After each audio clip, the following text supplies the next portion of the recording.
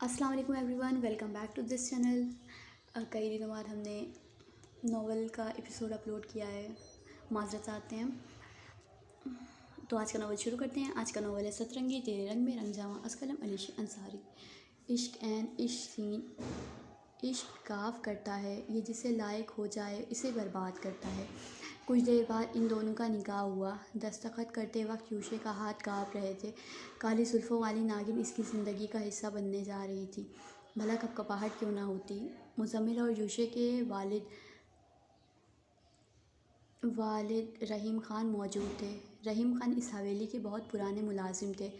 मुलाजिम कहना मुनासिब नहीं, बहुत करीबी काम के फ़र्द थे,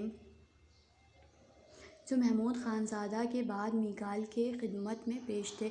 अपनी बीमारी की वजह से इन्होंने जॉब छोड़ी और माँ के मजबूर करने पे यूशे ने बाप की जगह संभाल ली।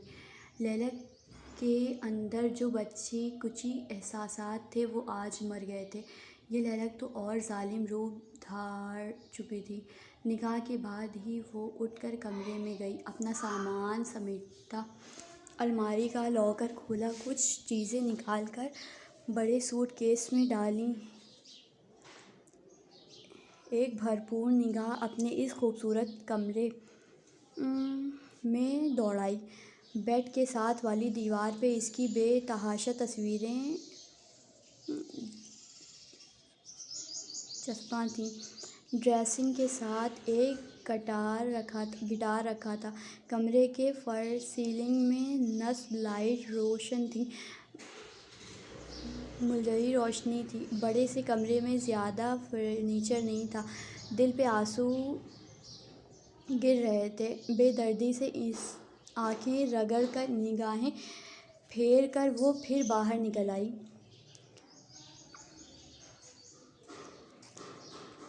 मंजर लाउंज का था। सबके लबों पे कुफ्र लगा था। अलबत्ता फूफू के चेहरे पे जो खुशी थी वो मख्फी नहीं थी। इनका काम बेहद आसान हो गया। बड़े सहूलत से वो लैला से जान छुड़ा गई थी। अगर शहरयार का ज़िक्र वो दरमियान में ना लाती और उल्टे सीधे इल्ज़ाम इस पे ना लगाती तो मामला इतनी संगीनी अख्तियार नहीं करता। सब में लैला का किरदार इन्होंने दागदार कर दिया और इसका पता इस घर से बिल्कुल साफ़ कर दिया। सबके दिमाग में ये ख़न्नास वो भर चुकी थी कि लैला शहरयार आलम से ही मिलने क्लब गई थी, और भी जितना हो सकता इन्होंने जहर उगला था। यूशा अपने बाप और दोस्त के साथ लैला के इंतज़ार में खड़ा था। मीकाल का चेहरा यकदम सपाट जज्बात से आरी था।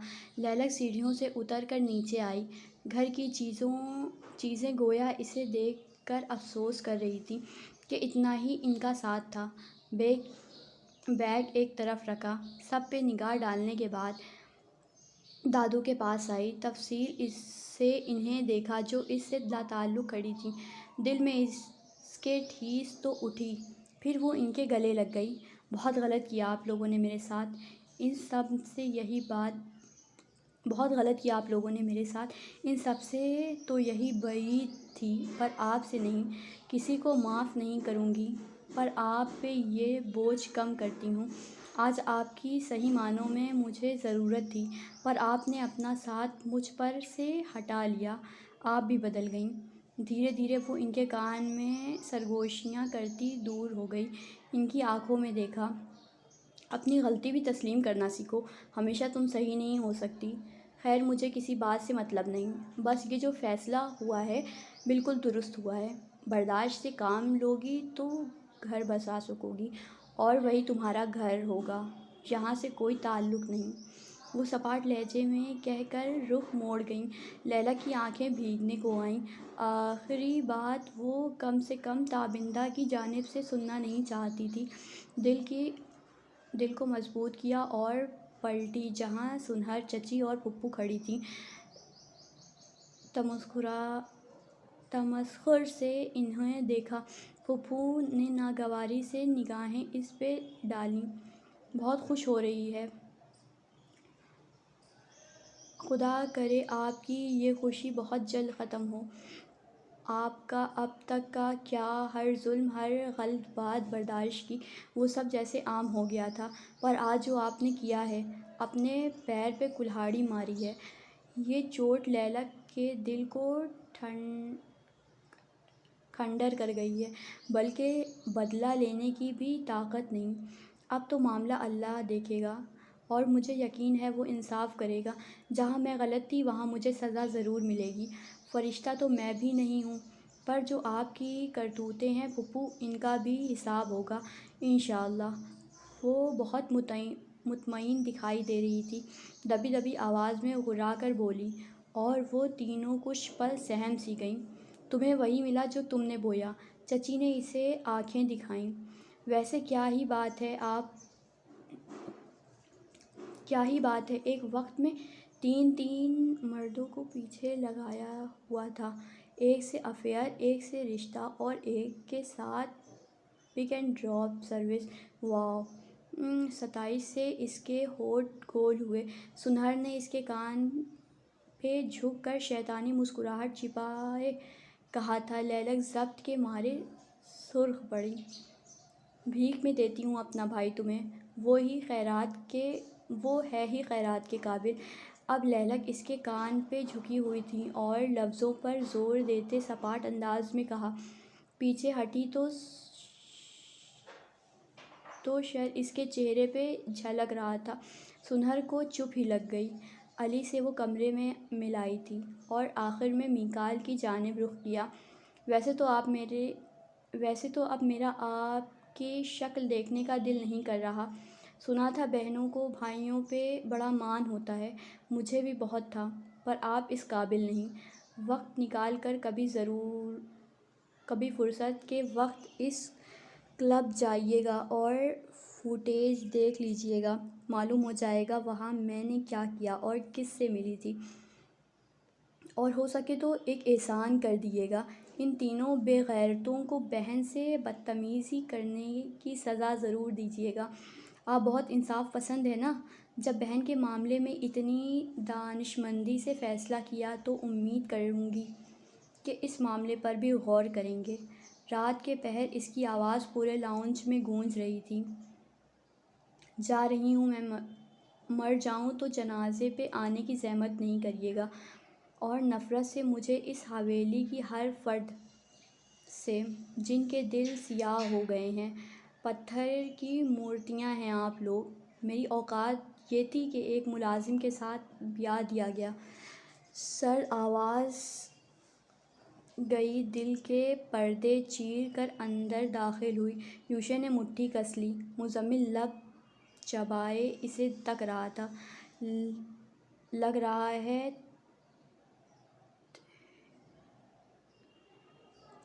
ہے تھیٹر میں کوئی مووی دیکھنے آیا ہوں، مزمل بڑبڑایا۔ یوشا نے کھا جانے والی نگاہوں سے اسے دیکھا۔ تمہاری یہ باتیں تمہیں صحیح ثابت نہیں کر سکتیں۔ میری غلطی کہ میں کلب گئی اور شہریار کے بارے میں آپ کو لاعلم رکھا۔ پر یہ بتائیں، کیا آپ سب کے گریبان بالکل صاف ہیں؟ ہاں بھائی بولیں۔ اگر میں بولنے پہ آئی تو لوگوں کو ہارٹ اٹیک ہو جانا ہے۔ بہتر ہے چلی جاؤں۔ جتنا برا آپ لوگ کر سکتے تھے کر دیا۔ اس عذاب کو میرے سر پہ مسلط کر دیا۔ نفرت سے اس نے یوشا کو دیکھا، اور میرون دوپٹہ سر پہ درست کرتی اپنے بیگ کے پاس آئی، اسے اٹھایا اور پتھر کی مورت بنے باہر نکل گئی۔ پیچھے ہی یوشا اس کے والد اور مزمل گیا تھا۔ جانے سے پہلے رحیم صاحب کے الفاظ یہ تھے، میکال صاحب، ہماری اوقات تو یہ نہیں تھی، پھر بھی آپ نے اپنی بہن میرے بیٹے کو سونپ دی۔ ہم کوشش کریں گے ان کا خیال رکھیں، اور ہو سکے تو بچوں کو معاف کر دیجیے گا۔ لیلک کے نکل جانے کے بعد لاؤنج میں سناٹا چھا گیا۔ حویلی کی اصل رونق آج چلی گئی تھی۔ خوش کم جہاں پاک، پھوپھو بڑبڑائیں۔ کہنے والے ضرور کہیں گے کہ اس حویلی کے مکینوں نے اس خانزادگی کو مکمل طور پہ بکھیر کر یہاں سے نکال دیا۔ ظلم کی داستاں لکھی جانی تھی۔ یہ کہانی شروع ہی اس قصے سے ہوئی ہے۔ جہاں خانزادی اور خان ایک رشتے میں جڑے۔ آگ تو لگ چکی تھی، اس نے مزید کتنا پھیلنا تھا اور کب بجھنا بھی تھا، یہ کسے علم۔ جب اس نے گھر کی دہلیز پار کی تو دل کانپا ضرور تھا۔ بچپن کی یادیں سب ذہن میں امٹ آئیں۔ آج وہ اس حویلی کا قصہ اپنی زندگی کی کتاب سے اڑا دینے والی تھی۔ یہ سب ایک یادیں بن کر رہ جانے والا تھا جسے وہ یاد بھی نہیں کرنا چاہتی تھی۔ اس گارڈن میں کھڑے وہ چھوٹی معصوم لیلک دکھائی دی جسے پھوپھو نے سزا کے طور پہ ہاتھ کھڑے کر کے تپتی دھوپ میں کھڑا کیا تھا۔ نہ جانے اس سے کیا جرم سرزد ہوا تھا جو پھوپھو اسے بار بار سزا دیتی تھی اور ستم۔ یہ بیوہ ہونے کے بعد وہ ہمیشہ کے لیے یہیں آ گئی۔ معصوم لیلک کی اور شامت آ گئی۔ پھر وہ رفتہ رفتہ بڑی ہونے لگی تو ظلم برداشت نہیں ہوا۔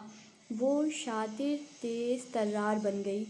وہ جان گئی تھی اگر ڈر کے رہے گی تو مار دی جائے گی۔ بچپن میں اس کی معصومیت چھین لی گئی۔ وہ پتھر دل ہو گئی۔ ڈنکے کی چوٹ پہ وہ ہر کام کرتی تھی، پھر نتیجہ جو بھی نکلے اسے فرق نہیں پڑتا تھا۔ وہ چیزوں کو فیس کرنے کی ہمت رکھتی تھی۔ خیر لیلی خانزادی خود کو آسمان سے اتری ہوئی حور ہی تو سمجھتی تھی، اور بے شک وہ حوروں جیسا حسن رکھتی بھی تھی۔ یہ زندگی کا نیا موڑ ایک بار پھر اس میں کئی خطرناک حد تک تبدیلیاں کرنے والا تھا۔ اس نے حویلی سے قدم باہر نکال لیا اور پلٹ کے واپس نہیں دیکھا۔ دل نے پیٹ مس کی۔ پیچھے بس سوگ کا نغمہ سنائی دے رہا تھا۔ ہوا نے رت بدلی۔ پیڑوں کے پتے شور مچانے لگے جیسے سب ختم۔ نہ اب وہ اس حویلی کی لوگوں کو جانتی تھی۔ سامنے ٹیکسی کھڑی تھی اور اس کے دروازے پہ اس کا شوہر، خان صاحب، جس کا شمار وہ کہیں نہیں کرتی تھی۔ اب وہ شوہر بن گیا تھا۔ نفرت مزید بڑھ گئی اور وہ سانس کھینچ کر ٹیکسی میں بیٹھ گئی۔ میں آپ سی۔ ٹیکسی منزل پہ رواں دواں تھی۔ 14ویں کا چاند گویا ساتھ سفر کر رہا تھا۔ کراچی شہر کی رونق ان سرمئی آنکھوں میں امید کی کرن جگانے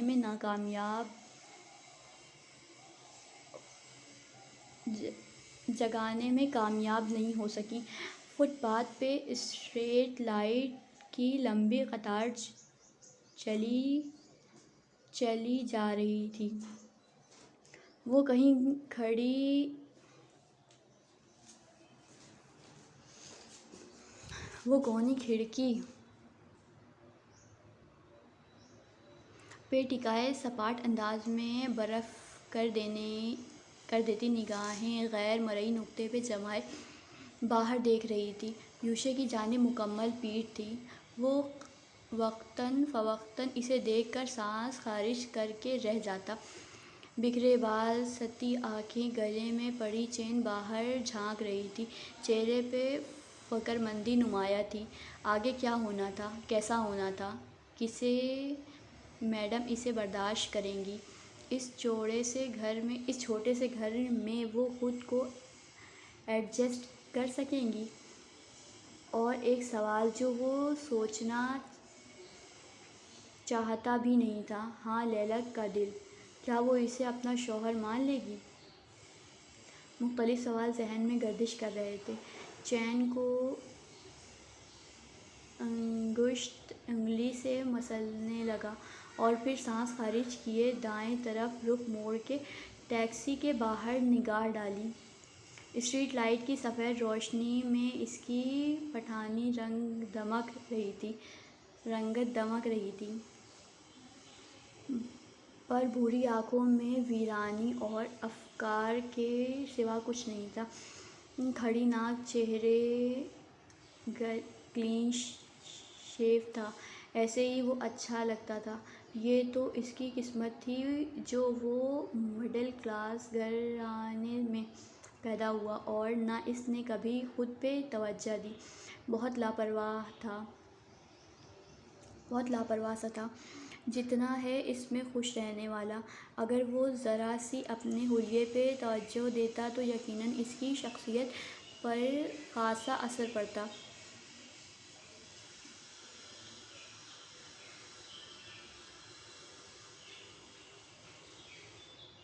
ان لمبی سڑکوں کی طویل مسافت کے بعد ٹیکسی تنگ گلیوں میں آ گئی۔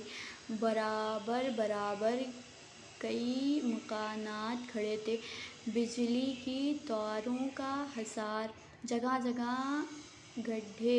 بہت کوئی برا علاقہ بھی نہیں تھا، پر مڈل کلاس طبقہ یہی رہائش پذیر تھا، اور جب لوکل حکومت علاقے میں کام نہ کروائے تو نتیجہ یہی نکلتا ہے۔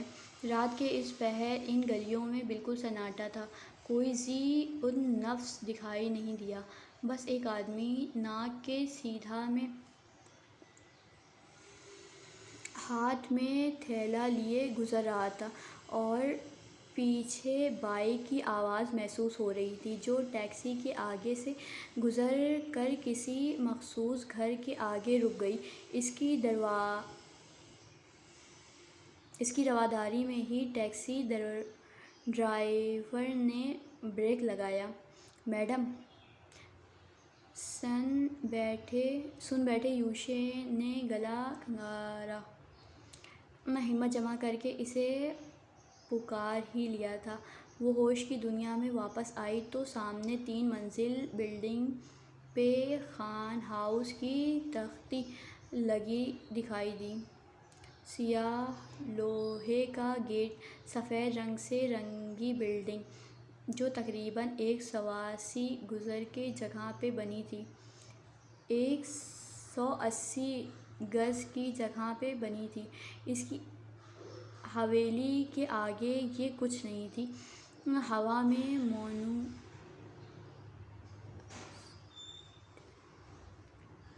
ہوا میں مونو آکسائڈ بڑھنے لگی۔ چہرے کے زاویے پتھر جیسے ہو گئے۔ وہ کچھ بولنے کے قابل ہی نہیں بچی تھی۔ ایک آنسو وجود کے اندر اترا۔ یوشے کو تسلی ہوئی، کم سے کم وہ اسے برا بھلا تو نہیں کہہ رہی تھی۔ وہ باہر نکل گیا، گھوم کر اس کی جانب آیا اور دروازہ کھول کر ہاتھ سے راستہ دکھایا۔ لیلک نے پہلے دوپٹہ سر پہ ٹھیک کیا، پھر اسے سالم نکل جانے والی نگاہوں سے دیکھ کر باہر نکلی اور کلچ کی چین جو کندھے پہ لٹکی تھی مضبوطی سے تھام لی۔ اس خاموشی کے عالم میں لیلک کی ہیل سے ٹک ٹک کی آواز بیدار ہو رہی تھی۔ مزمل بائیک سے اتر کے وہیں پہنچا۔ رحیم خان ٹیکسی کا بل ادا کر رہے تھے۔ مزمل نے اس کا بڑا سا سوٹ کیس باہر نکالا۔ وہ تینوں اس کی نگاہوں کے سامنے تھے۔ پیچھے سے ٹیکسی کے اسٹارٹ ہونے کی آواز، جانے کی آواز سنائی دی۔ ان تینوں مردوں کے پاس الفاظ نہیں تھے میڈم کو مخاطب کرنے کے لیے۔ پھر بھی رحیم خان نے ہمت کی۔ لیلک انہیں اچھی سے جانتی تھی اور ان کی عزت بہت کرتی تھی۔ شروع سے انہیں رحیم بابا پکارا تھا۔ لیلک بچے، میں لفظوں سے خالی انسان ہوں، پر میرے احساسات تیزی سے کام کر رہے ہیں۔ جو کچھ ہوا وہ ایک برا خواب سمجھ کر آپ بھول جائیں۔ اب آپ ہمارے گھر کی بہو ہیں، ہماری عزت۔ میکال صاحب نے ہمیں بہت بڑا ذمہ داری سونپ دیا ہے۔ ہم کوشش کریں گے اسے بخوبی نبھائیں۔ اللہ تم دونوں کو ہمیشہ خوش رکھے۔ وہ لفظ بھی تول کر ادا کر رہے تھے۔ آخر میں انہوں نے یوشے کے کندھے پہ ہاتھ رکھ دیا۔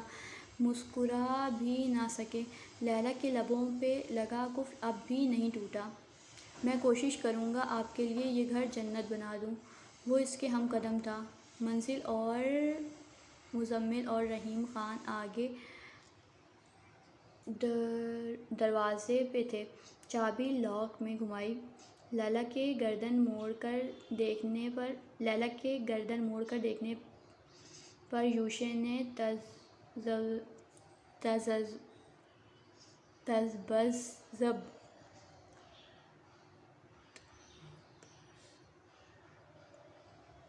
سے نگاہیں پھیر لیں۔ کیا لگ رہا ہے تمہیں میں بیوی بن کر یہاں آئی ہوں؟ نہیں خان صاحب، بربادی تم خود اپنے ساتھ لے آئے ہو۔ مجھ سے شادی کا شوق تمہارا میں نے نہ نکالا تو میں بھی خان زادی نہیں، نگل جانے والے انداز میں کہہ کر وہ متوازن قدم لیتی آگے بڑھ گئی اور پیچھے یوشے کے اوزان خطا ہو گئے۔ اس کی دھمکی یوشے کے کانوں میں گونج رہی تھی۔ یوشے نے اسے گھر کی دہلیز پار کرتے دیکھا اور پھر سر آسمان کی جانب اٹھا لیا۔ وہ کوئی عام لڑکی نہیں تھی، یہ بات یوشے کیسے بھول گیا تھا۔ وہ پتھر دل تھی، وہ بدلہ لینے میں ماہر تھی۔ یوشے کو اپنی ہمدردی خود پہ بھاری پڑتی دکھائی دینے لگی۔ وہ اس واقعے سے بگڑنے والی نہیں تھی، اور اگر بگڑ بھی گئی تو واضح نہیں کرے گی۔ بالوں میں ہاتھ پھیر کر وہ پیچھے گیا اور دروازہ بند کر دیا۔